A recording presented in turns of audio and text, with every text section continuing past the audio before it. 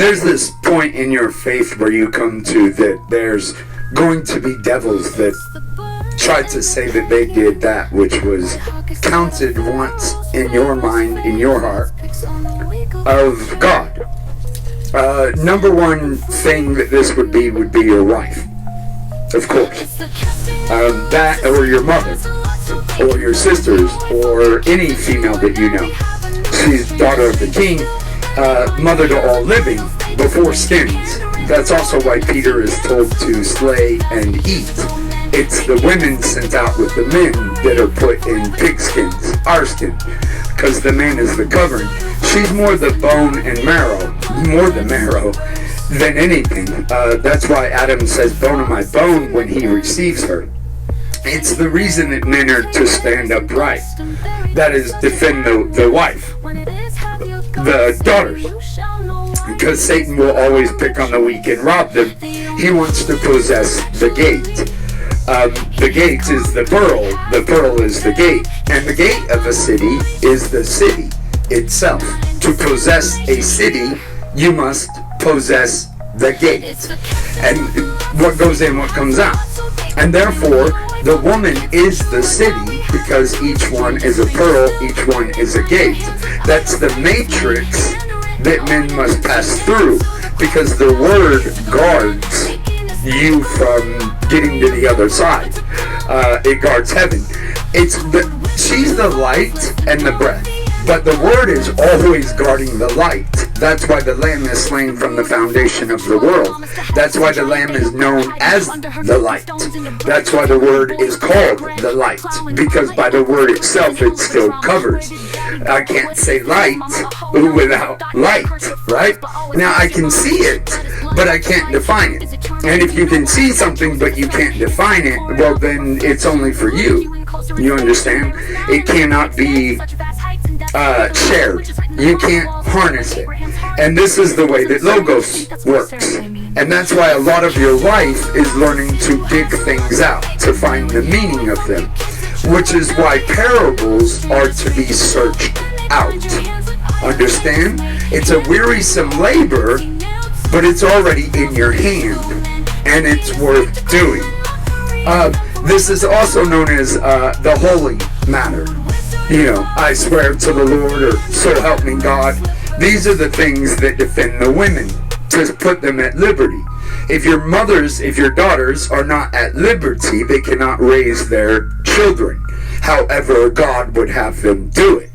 They're being pressed by the Egyptian to sell them down the river. That is to make the river red. That is to make your children serve idols.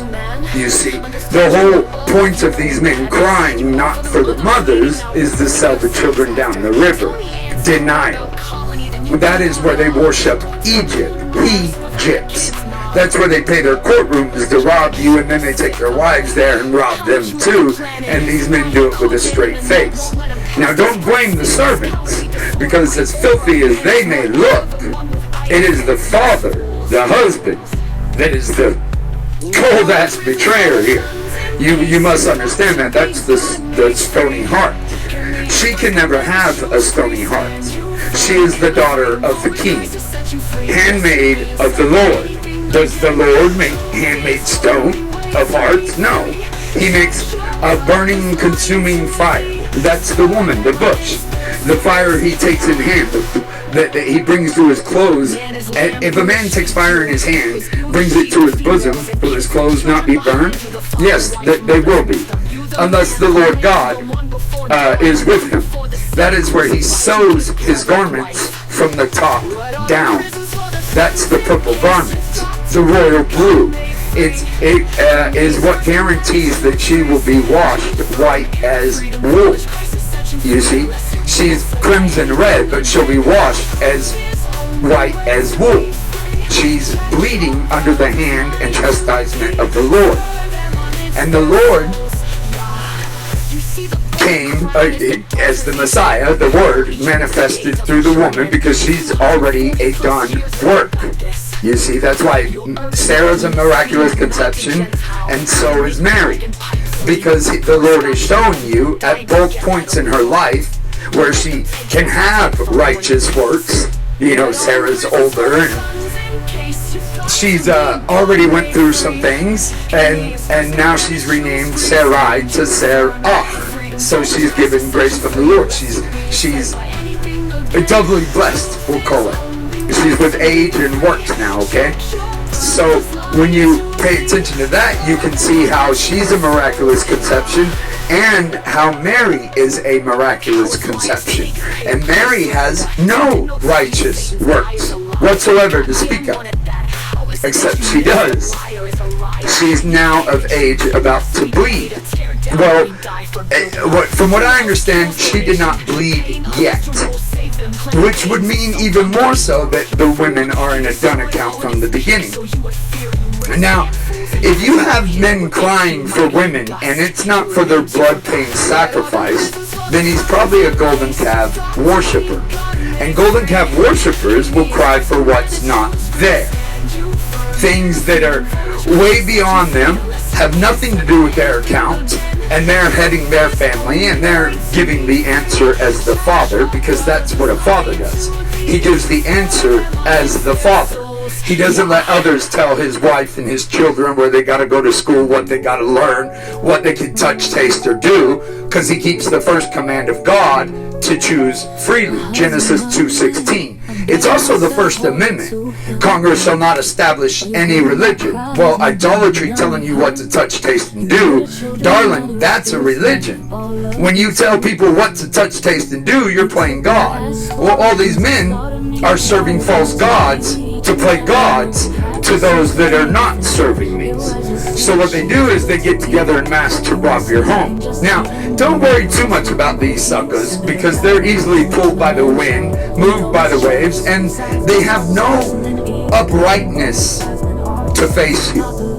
And if you had your hand around their neck in front of you, if you could find them, and you put your hand around their neck, they still would not give you the satisfaction of confessing to you that they're the ones that are lying, deceiving, running trains, or whatever have you. They will squirm away even if you have them. Now the Lord has this for a reason, because he's a snake. He's not there. So whatever he's threatening, whatever he's shooting, notice his slalom tactic, his slithering cursive tactics. Now the woman appears much like this. I mean, and the reason is because of her natural fluid state, her spiritual state. She is the spirit, each daughter, okay? If you do not have them wholly kept like this, you will never split the seas, which means you never came out to be the man. You understand? You never departed from the sea, the waves and the tempest. That's the women. That's why it never rained on earth until Noah's day, because Noah covers all the daughters. You see, he's a righteous man. And Tamara is more righteous than Judah. And she played a whore, a harlot, a whore, to sleep with her father-in-law. You understand? I mean, that's some, what the fuck? But God is right. And that is why God has kept the account. And that's why she lays down the ring, the staff, and the signet. Now notice, he gave her that because he did not have a sheep with him. Okay? He was going to pay her a sheep, a kid. Also called a kid. And thus it is, he was going to give her a kid. Now remember, he gave her 2 sons, or rather gave her to 2 sons. And then he told her he'd give her the 3rd one to marry, but he's young, and if he takes her like that, well, it'd be kind of like she's more like the mother the whole way, and never will he catch up to be the man. So he has to come of age before he takes her as the woman. And so they were going to wait. She went home to lament. Well, his wife ends up dying over the time, and so he kind of puts her in the back burner, and he doesn't fulfill his promise. So when he does fulfill that promise, when the Lord presses him to fulfill that promise, that is to give Tamara a sheep. Because remember, the woman is always with the Lord. You cannot put her not with the Lord. If it comes down between you men and a woman,